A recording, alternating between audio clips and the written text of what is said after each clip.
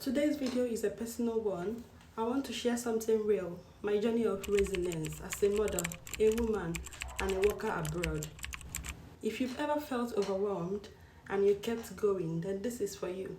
Hi everyone, welcome back to my channel. Here I share real tips on migration, life abroad, and my personal journey.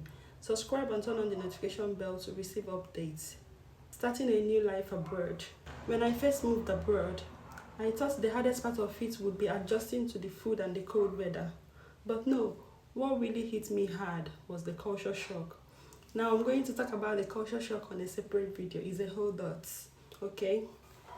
So suddenly I realized that I was in a place where I couldn't understand the language 100%. Mind you, it's still the same English language, right? But the accent, the way they speak it, will make you not to understand it 100%. When I asked, I realized that this is every immigrant story, right? Most people don't understand this language when they move to this country. Everyone has this challenge, okay? And the reason why it felt that I wasn't going to cope was because of the profession I find myself in. I'm a nurse, and doing patient handover, if you don't understand everything, it feels like you're going to struggle. So I felt that way. I felt that, oh, I'm going to struggle so much. I was never going to cope, but it felt better with days.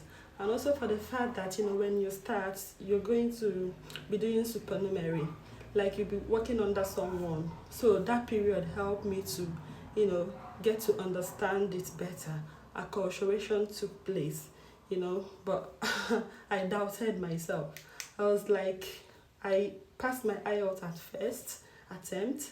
So what's happening? it was sounding like a different language, but yeah, it's still the same language. But yeah, I guess everyone struggled with that, which I did struggle with.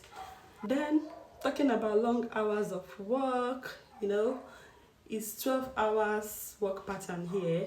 All my life I've never done 12 hours shifts. It has always been like 6 hours and 8 hours at most. So it was a big struggle for me. I remember the very first day I was supposed to do 12 hours. So we worked and worked. Around 4 p.m. I went to my manager and I was like, please, can I go home? She said, nah, but you're supposed to do 12 hours. I said, yeah, I know, but I think I need to go home. I feel so exhausted. But she allowed me to.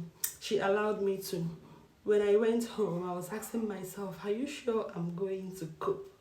Like, the struggle was real. So doing the 12-hour shift, I felt so exhausted. And then I found out I was pregnant. Pregnancy abroad. Being pregnant on arrival in a foreign country was one of the hardest parts of my journey. I missed home. I missed the familiarity. I missed the food and the cravings. And then having to combine it with work. Oh my God, it wasn't easy at all. But I held on. When labor finally came, it was long, it was overwhelming, it was painful. I went through prolonged hours of pain, which never seemed ending. But yet, somehow I made it through. Now balancing motherhood and work. So after 9 months of maternity leave, I had to go back to work. And me and my husband, we had to figure it out. We had to alternate our shift. My baby would watch the baby while I work, and I would do the same when he's working. At times, we will not see each other in days. Seriously. Because his working pattern is nights, mine is day. So even before he returns, I'm off to work, and vice versa. All this struggle was in a bid to make ends meet, in order to offset the bills, the never-ending bills, the house rent, the council tax, energy bill, and all that. And of course, to fulfill our bucket list of what we want to achieve. Everybody has their own bucket list. I wonder if you yourself, if you have complete what you've written in your bucket list. But don't worry, the struggle is real. In all, the smile of our little one and the warm cuddle kept us going. Learning to drive and gaining independence. One of the biggest things that I have achieved in this country is learning how to drive. It sounds small, but to me it's very huge. It was a symbol of freedom, a way to ease stress, getting around with my baby, not depending on anyone to take me to work, going to shopping on my own, like doing a whole lot of things on my own. It was huge for me, learning how to drive. It helped me a whole lot. Cause before then I would always struggle. If I'm going to work, I needed to drop my child somewhere before I go to work. You can imagine using taxi to shuttle all those things, how stressful it can be. So I'm going to make a separate video on that, everything concerning about learning how to drive, my journey on that.